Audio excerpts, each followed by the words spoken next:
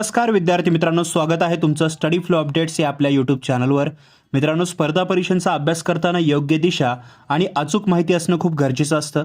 तुम्ही जर महाराष्ट्र शासनाच्या विविध विभागांमध्ये सरकारी नोकरीचं स्वप्न पाहत असाल तर आजचा हा व्हिडिओ तुमच्यासाठी अत्यंत महत्त्वाची आणि मोठी बातमी घेऊन आलेला आहे. नुकतेच महाराष्ट्र शासनाने एक नवीन आणि महत्त्वपूर्ण राजपत्र म्हणजे जे गॅझेट आहे ते प्रसिद्ध केले आहे.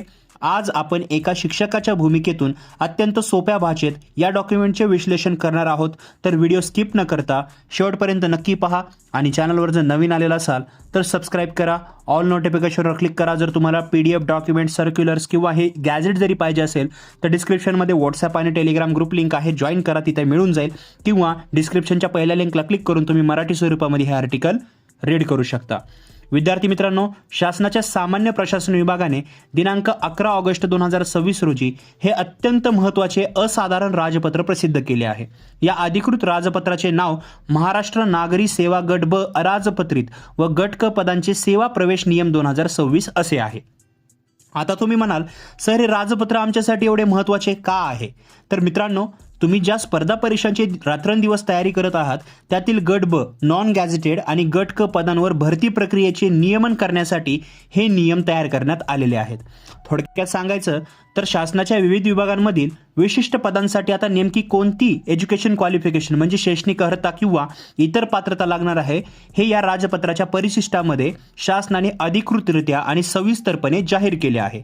चला तर मग पाहूया या नवीन नियमानुसार विविध विभागांसाठी कोणती पदे आणि पात्रता निश्चित केलेली आहे. तुम्हाला पूर्ण क्लिअरन्स आजच्या व्हिडिओमध्ये मिळून जाणार आहे.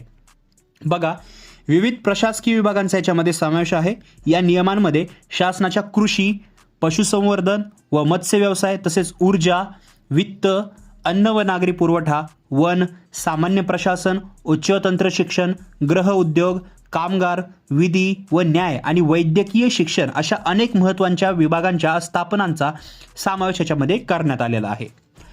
आता तुम्ही टार्गेट करत असलेल्या पदांची पात्रता आपण पाहूया. सगळ्यात इम्पॉर्टंट हे आहे, तुम्ही जी तयारी करत आहात तिथून तुम्हाला जे आहे कोणत्या विभागाची तयारी करत आहात मला खाली कॉमेंटमध्ये सांगू शकता. सर्वप्रथम आहे वित्त, GST विभाग.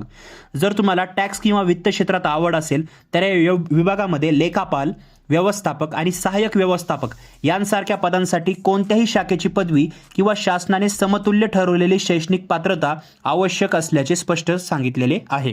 दुसरा आहे सामान्य प्रशासन विभाग.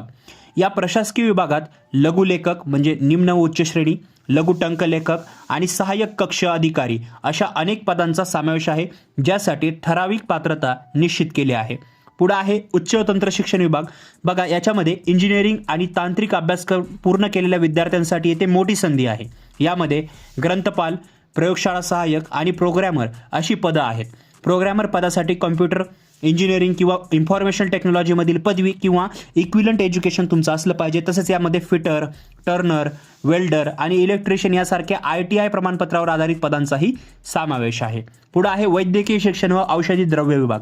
बऱ्याच जणांचा फेवरेट आहे, कारण मोस्ट ऑफ जे विद्यार्थी असतात 12वी नंतर मेडिकल फील्डमध्ये जातात. तर याच्यामध्ये औषध निर्माता म्हणजे फार्मासिस्ट, डायटिशियन म्हणजे आहार तज्ज्ञ, एक्सरे तज्ज्ञ म्हणजेच एक्सरे टेक्निशियन आणि सॅनिटरी इन्स्पेक्टर म्हणजे स्वच्छता निरीक्षक यांसारख्या पदांसाठी संबंधित पदवी किंवा पदविका अनिवार्य करण्यात आलेली आहे, म्हणजे इक्विलंट त्या क्षेत्रातली डिग्री किंवा डिप्लोमा.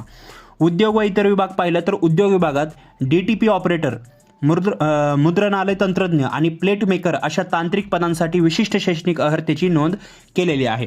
हे गॅझेटमध्ये जे आहे तुम्ही ज्याही विभागाची तयारी करत आहात त्यानुसार तुम्ही पाहू शकता. समजत नसेल तर कॉमेंटमध्ये मला विचारा. आता इथे एक स्मार्ट स्ट्रॅटेजी तुम्हाला वापरायची आहे आणि तुमच्यासाठी एक सल्ला राहील. मित्रांनो, एक शिक्षक म्हणून माझा तुम्हाला हा सल्ला राहील की आता अंधारात बाण मारणे सोडून द्या. तुम्ही ज्या गट ब किंवा गट क च्या पदासाठी टार्गेट करत आहात त्या पदाची अचूक आणि अधिकृत पात्रता सेवा प्रवेश नियम 2026च्या यादीत तपासा.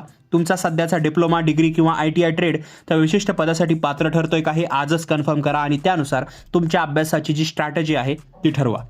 हे मूळ PDF डॉक्युमेंट खूप मोठे आणि सविस्तर आहे. मी हे संपूर्ण अधिकृत राजपत्र जे आहे ते आपल्या स्टडी फ्लो अपडेट्सच्या टेलिग्राम चॅनलवर किंवा जे आपला व्हॉट्सॲप ग्रुप आहे त्याच्यावर देऊन टाकेल. तर डिस्क्रिप्शनमध्ये त्याची लिंक आहे किंवा सोप्या भाषेमध्ये रीड करायची असेल तर डिस्क्रिप्शनवर त्या पहिल्या लिंकला क्लिक करून तुम्ही सर्व माहिती रीड करू शकता. मित्रांनो, जर तुम्हाला एका विशिष्ट विभागाच्या किंवा पदाच्या पात्रतेबाबत सविस्तर माहिती हवी असेल तर मला खाली कॉमेंट बॉक्समध्ये नक्की सांगा. तुमच्या प्रश्नांचा मी नक्की उत्तर देईन आणि किंवा सविस्तर व्हिडिओ पण घेऊन येईल. आजची माहिती तुम्हाला उपयुक्त वाटली असेल तर व्हिडिओला लगेचच लाईक करा. स्पर्धा परीक्षेची तयारी करणाऱ्या तुमच्या विद्यार्थी मित्रांसोबत हा व्हिडिओ नक्की शेअर करा आणि अशाच अचूक, दर्जेदार आणि करिअरच्या दृष्टीने महत्त्वाच्या छोट्यातल्या छोट्या अपडेट्ससाठी आपल्या स्टडी फ्लो अपडेट्स या चॅनलला सबस्क्राईब करायला विसरू नका. भेटूया पुढच्या व्हिडिओमध्ये एका नवीन माहितीसोबत. तोपर्यंत अभ्यास करत राहा अँड अभ्यासासाठी ऑल द बेस्ट. तर मित्रांनो, हा व्हिडिओ पाहिल्याबद्दल धन्यवाद.